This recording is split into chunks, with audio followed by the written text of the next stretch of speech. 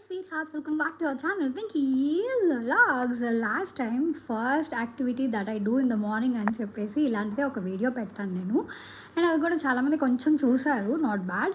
So ఇదేంటంటే అప్పుడు కింద వైప్ చేసి ముగ్గు వేయడం అలా చూపించాను. ఇప్పుడు ఓన్లీ గుమ్మం మీద వేయటం చూపిస్తున్నాను.